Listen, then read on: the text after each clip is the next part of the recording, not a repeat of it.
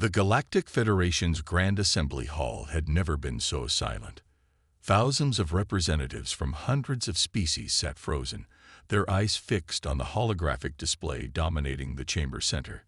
The massive form of an Earth warship, designated Humanity's Shield, hung in space like a dark promise. Its hull bore the scars of recent combat, yet it had emerged victorious from an encounter that should have been impossible. High Counselor Vextel's tendrils quivered as she addressed the assembly. The reports are confirmed. The Drift Horde fleet that we failed to contain for 3 cycles has been defeated by a single planet, by a species that achieved FTL travel less than 50 cycles ago. Murmurs rippled through the chamber. The Drift Horde had been the Federation's greatest shame, a nomadic species that preyed on developing worlds, always staying one step ahead of Federation peacekeeping forces. When they set their sights on Earth, the Federation had written off humanity as yet another casualty in waiting. They had been wrong. The hologram shifted to show the battle's aftermath. Drift Horde ships, once considered nearly invincible, floated in pieces around Earth's orbit. But it wasn't just the victory that shocked the Federation. It was how it had been achieved. Our analysis indicates the humans employed weapons technologies we've never encountered, reported Admiral Kexry, his scaled skin shifting colors with anxiety. They didn't just defeat the Horde. They rendered their adaptive shielding completely useless. Technology that took the Horde millennia to perfect, countered in months. A representative from the collective mind spoke up, their crystalline form pulsing with light. How? The Horde's shield frequency was constantly shifting. It should have been impossible to. The humans, interrupted Vextel, didn't try to match the frequency shifts. They developed what they call cascade disruptors, weapons that don't target a specific frequency, but rather create a cascading wave of interference across all possible frequencies simultaneously.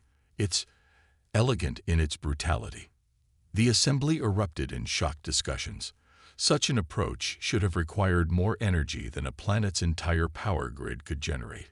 Yet somehow, humanity had solved that problem too. The hologram changed again, showing the Humanity's Shield in detail. Unlike the smooth, efficient designs of Federation ships, the Earth vessel bristled with weapons emplacements and sensor arrays. It looked like it had been built by a species that expected to fight for its survival at any moment. They're requesting Federation membership, Vextel announced, causing another wave of murmurs. But not as a junior member.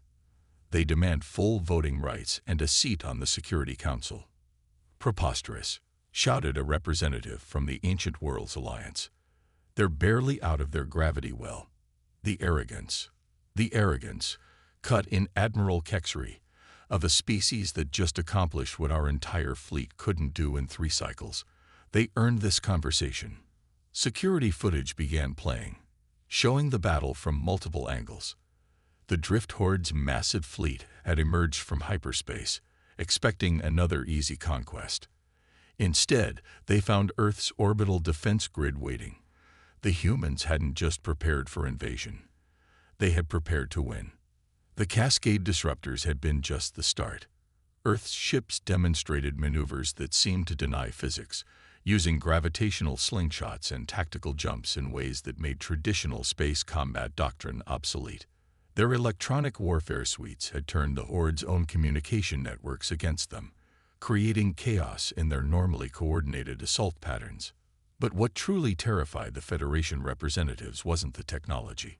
It was the insight into humanity's psychology that this battle provided.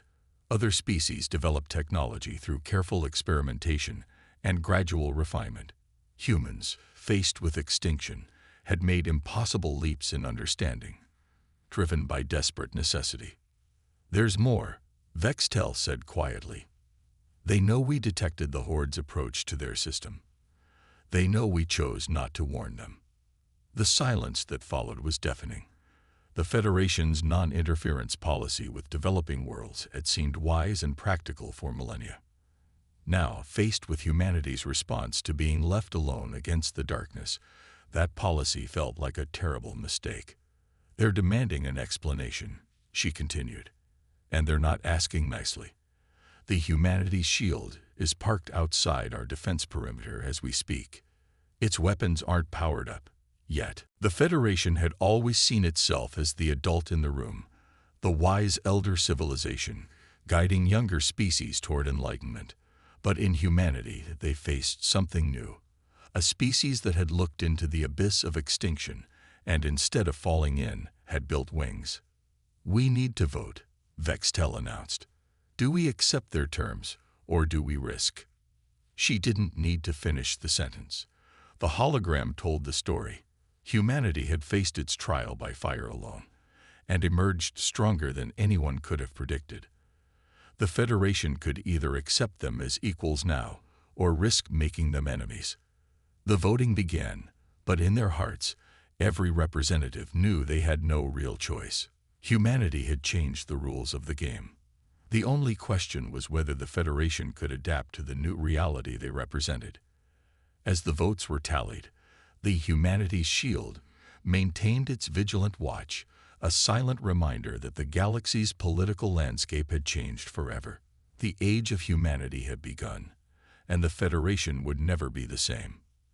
The Federation's diplomatic chamber had been designed to awe visitors with its grandeur. Towering crystalline columns stretched toward a ceiling that simulated the galaxy's spiral arms, while anti-gravity platforms allowed representatives to position themselves according to their species' comfort. But today, the human delegation seemed distinctly unimpressed. Ambassador Sarah Chen stood at the center of the chamber, her simple black uniform, a stark contrast to the ornate robes of the Federation diplomats. Behind her, a holographic display showed real-time footage of Earth's expanding defense network. The message was clear. While they talked, humanity was preparing. "Let's be direct," Chen began, her voice carrying easily through the chamber's perfect acoustics. "The Federation's policy of non-interference cost lives. Earth lost 12 million people before we could fully deploy our defensive systems against the Drift Horde. We're not here to join your club. We're here to change it." High Counselor Vextel's tendrils writhed in discomfort. "Ambassador, you must understand that our policies evolved over millennia of careful observation of preventable massacres." Chen's interruption caused gasps among the diplomatic corps. "We've reviewed your archives. The Drift Horde attacked 18 developing worlds before reaching Earth. The Federation watched each time, gathering data, filing reports, and doing nothing." The holographic display shifted, showing the aftermath of those attacks. World after world, civilization after civilization, reduced to ashes while the Federation maintained its policy of non-interference. The images were a damning indictment of inaction. "But that's not why we're here today," Chen continued, her tone softening slightly.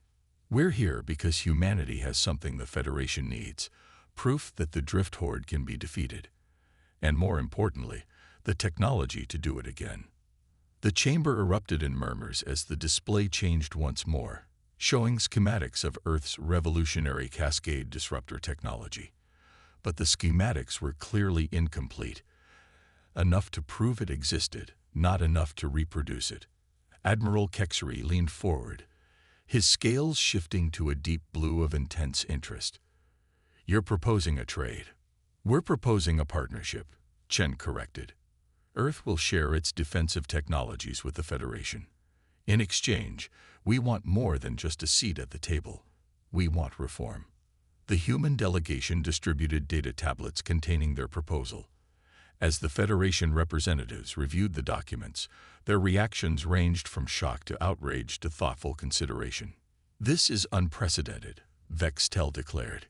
"You're asking us to completely restructure our response protocols to developing civilizations, to actively intervene when threats are detected, to share advanced technology with species that might not be ready for it.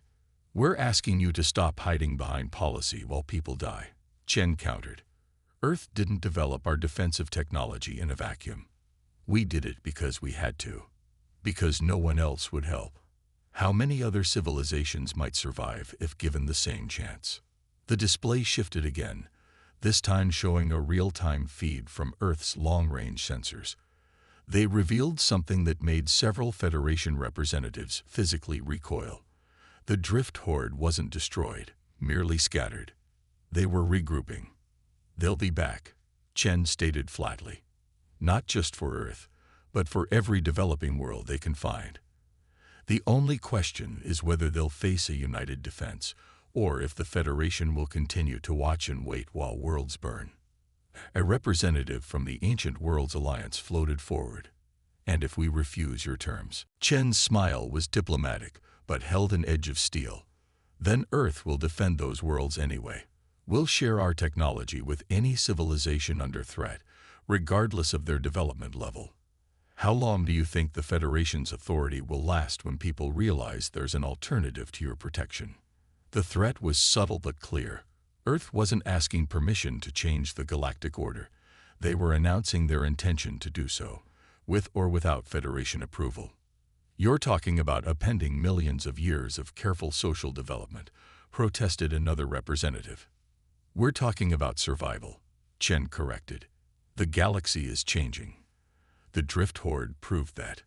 Old policies, old fears about sharing technology. They need to change too. Earth is offering you a chance to be part of that change, to guide it. But we're not asking for permission. The human delegation's tablets updated with a countdown clock. 24 hours to decide. As debate erupted among the Federation representatives, Shen stood quietly at the center of the storm she had created. Earth's position was clear: evolution or irrelevance. In orbit above, the humanity's shield maintained its vigil, its scared hull a reminder of what humanity had already survived. But it wasn't just a warship anymore. It was a symbol of change coming to the galaxy, whether the Federation was ready or not. The diplomatic dance had begun, but it was unlike any the Federation had seen before. This wasn't about power or politics anymore. It was about responsibility, about action versus inaction, about what kind of galaxy they wanted to build. And humanity had just changed the music. The emergency alert echoed through the Federation Council chambers, interrupting yet another debate about humanity's demands. A holographic display materialized, showing a scene that made even the most seasoned diplomats pause. 3 Earth battleships, led by the now infamous Humanity's Shield, were escorting a convoy of vessels through contested space. But these weren't human ships they were protecting. They belonged to the Nexari, a pre-FTL civilization that the Federation had deemed too primitive for contact. Admiral Kexry's scales shifted to alarm red. They wouldn't dare. The Nexari aren't ready for interstellar contact. They haven't even unified their world government. They weren't ready to be attacked by pirates either, came the calm voice of Captain Michael Santos, Earth's military liaison. He stepped forward, his weathered face illuminated by the holographic display. But that didn't stop the Crimson Cartel from raiding their orbital research stations, did it? The Federation representatives shifted uncomfortably. The Crimson Cartel had been another problem they'd chosen to monitor rather than confront. Like the drift horde, the cartel preyed on developing worlds, but they preferred technology theft and kidnapping to outright destruction. We received their distress signal 3 days ago, Santos continued. The same signal they've been broadcasting for the past month. The same signal the Federation has been ignoring. The display split, showing the Nexari ships in detail.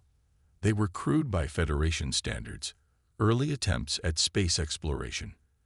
But now they flew in formation with Earth's warships, their crews learning, adapting, surviving. This is a direct violation of non-interference protocols. High Counselor Vextel protested. The Nexari must be allowed to develop at their own pace. They were developing at their own pace, Santos countered, until the cartel started stealing their scientists and their technology. Funny how the Federation's non-interference policy only seems to work one way. A holographic feed updated, showing the cartel ships that had been pursuing the Nexari convoy. They were now floating dead in space, their systems disabled by Earth's cascade disruptors. The pirates had survived. Humanity wasn't interested in slaughter, but their ships would never threaten another developing world. We gave them a choice, Santos explained. The Nexari. We explained the situation, the existence of interstellar civilization, everything. We offered to leave them alone if that's what they wanted. Know what they said? He tapped a control, and a new voice filled the chamber. A Nexari leader, their multi-tone speech translated in real time. Our people have dreamed of the stars since we first looked up at the night sky. We will not let fear keep us from them. We accept Earth's protection and guidance. The Federation representatives watched in growing alarm as the display showed more data. Earth had been busy. While the diplomats debated, humanity had been making contact with other developing civilizations, offering protection, sharing carefully measured amounts of technology. Not enough to destabilize their societies, but enough to defend themselves. The Nexari are just the beginning, Santos announced. We've identified 37 developing civilizations within range of our patrol routes.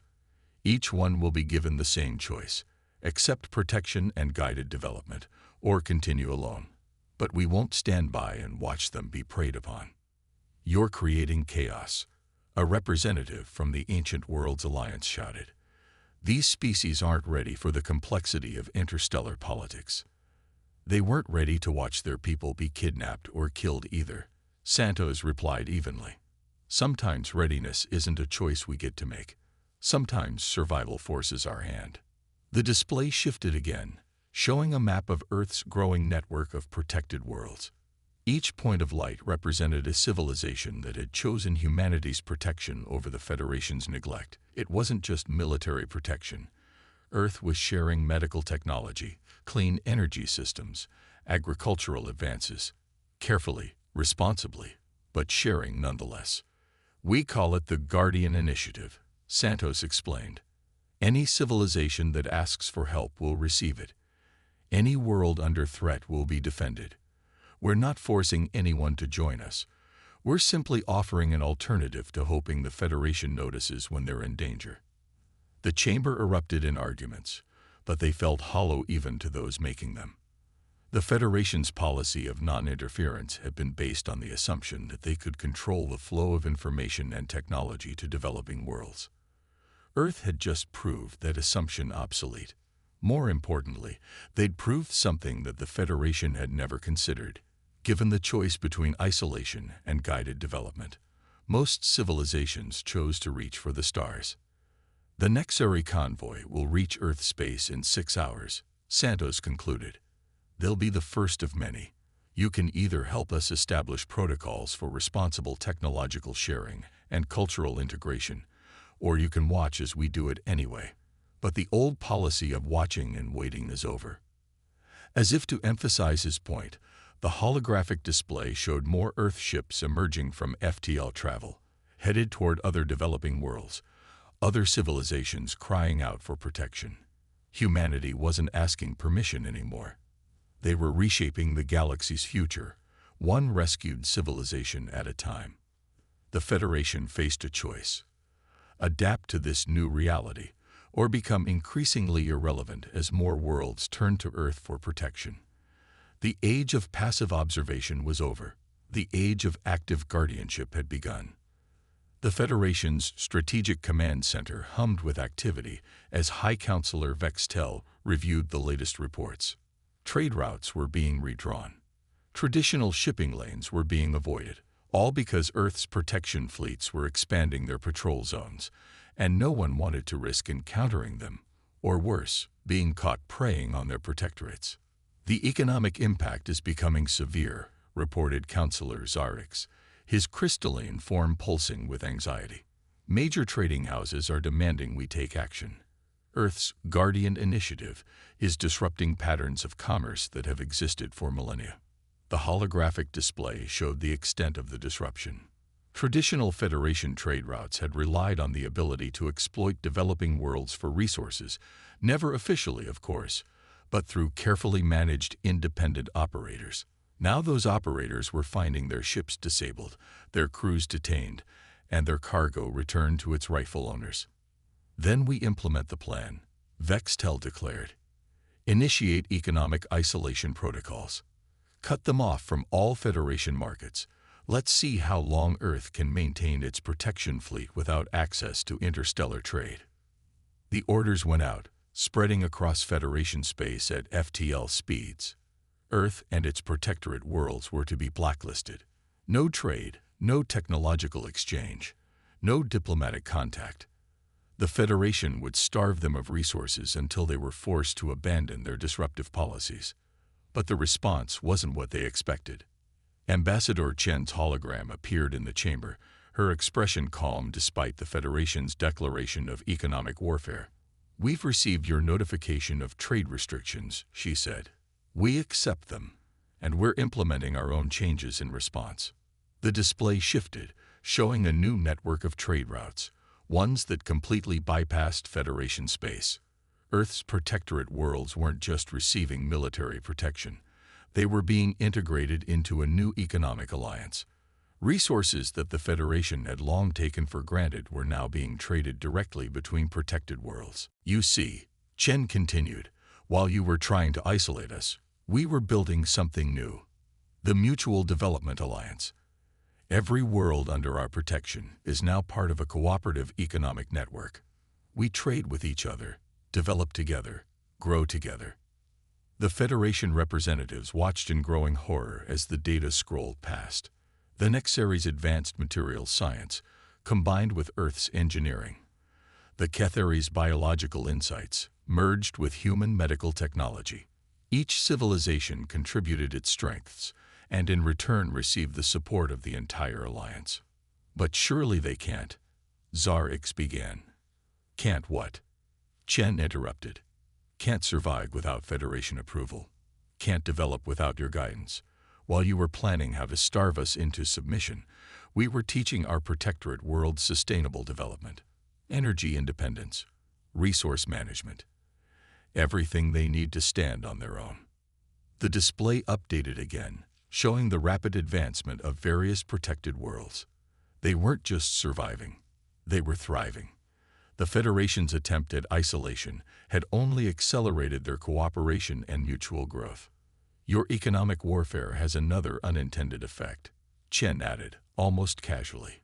"Every trader, every merchant, every independent operator who's been frustrated with Federation restrictions, they're coming to us now. Turns out there's a lot of profit in honest trade between equals." Vextel's tendrils twisted in frustration. The Federation's gambit wasn't just failing, it was backfiring spectacularly. Their attempt to isolate Earth had instead created a rival economic power, one built on principles of mutual protection and development. "This is your last chance," Chen continued. "The Mutual Development Alliance is growing. Every world you try to isolate, every civilization you ignore, they're finding their way to us. You can continue trying to maintain your economic dominance through control and restriction, or you can join us in building something better." The chamber erupted in angry shouts and demands, but they were drowned out by incoming reports. More worlds were requesting Earth's protection. More traders were rerouting to Alliance space. The Federation's economic stranglehold on the galaxy was slipping. "Oh, and one more thing," Chen added, her hologram flickering with a slight smile. "Remember the Drift Horde? Those scattered ships you were so worried about? We found them. Or rather, they found us. After seeing how we protected the Nexari from the Crimson Cartel, they approached us, asking for asylum." The silence that followed was deafening. The Federation's most feared enemy, the force they had failed to defeat for 3 cycles, was seeking peaceful integration with Earth's alliance. "That's right," Chen confirmed. "They're tired of running, tired of fighting.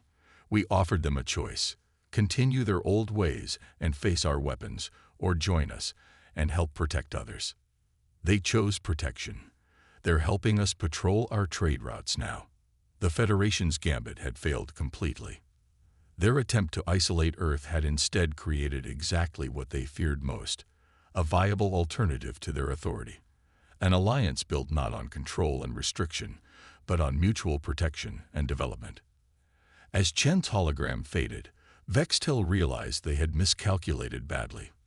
The Federation had tried to play the game by their old rules, not understanding that Earth had already changed those rules. The galaxy was transforming, and they were rapidly running out of time to adapt.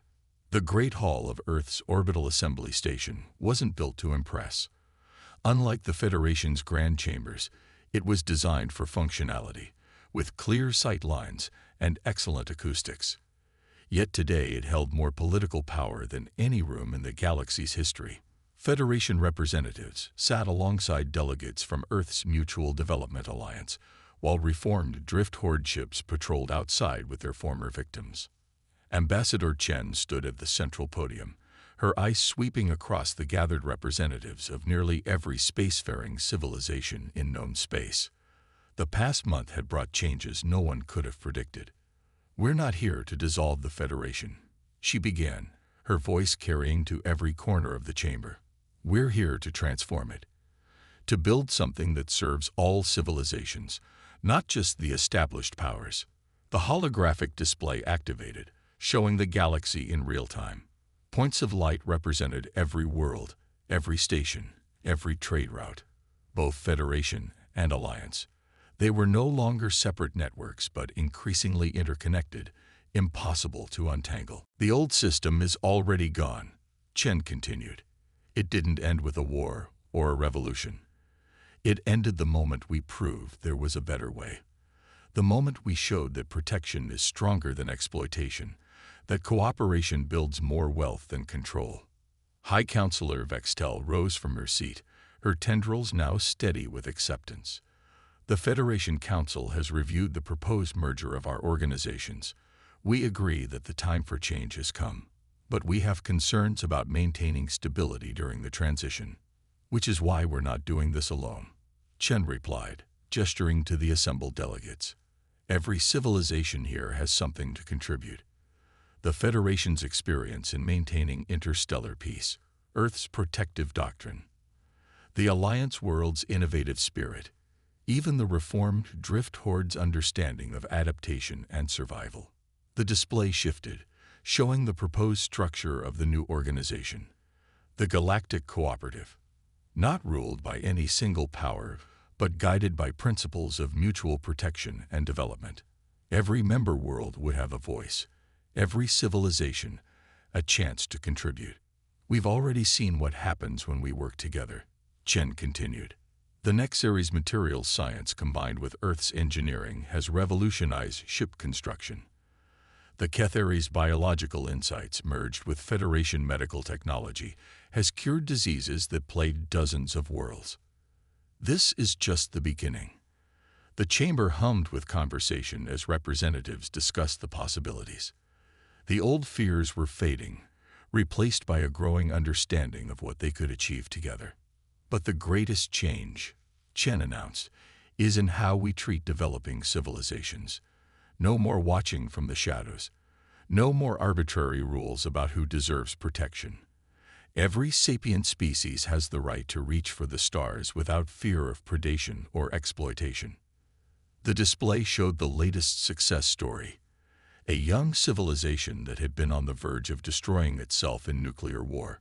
Joint intervention by Earth and Federation diplomats, backed by the promise of protection and guided development, had helped them step back from the brink. Now they were taking their first steps into space, their united world government sending representatives to this very meeting. "This is who we are now," Chen declared, "not conquerors or controllers, but guardians, not rulers, but guides. Every civilization in this room has faced extinction at some point in their history. We all know the fear of looking up at the stars and wondering what threats they hold. Today, we change that story." The chamber erupted in approval as Chen activated the final display, the symbol of the new Galactic Cooperative. It combined elements from every member civilization, the Federation's ancient wisdom, Earth's protective strength, the Alliance world's innovation, all intertwined in a symbol of unity and purpose. "The transition won't be easy," Chen acknowledged. "Change never is. But we're not doing this because it's easy. We're doing it because it's right. Because every civilization deserves the chance to reach its full potential, Because the galaxy is better when we face its challenges together. One by one, representatives rose to signal their agreement. The Federation's attempt to isolate Earth had failed, but in that failure, they had found something greater than control. They had found true cooperation. Outside the station, ships from 100 worlds flew in formation. Earth's battleships, once symbols of defiance, now served as guardians alongside their former adversaries. The Drift Horde vessels, their weapons converted to defensive systems, patrolled with the same dedication they'd once showed in raiding. A new dawn had come to the galaxy, not through conquest or coercion, but through the simple, powerful idea that protection was stronger than persecution, that cooperation yielded greater rewards than control. Humanity hadn't just changed the rules of the game. They had shown that there was a better game to play. As the final votes were tallied, and the Galactic Cooperative became reality, Chen looked out at the assembled representatives and smiled. The stars were no longer a source of fear. They were a promise of what they could achieve together. The age of isolation was over. The age of cooperation had begun. And it all started because humanity refused to stand by and watch others suffer.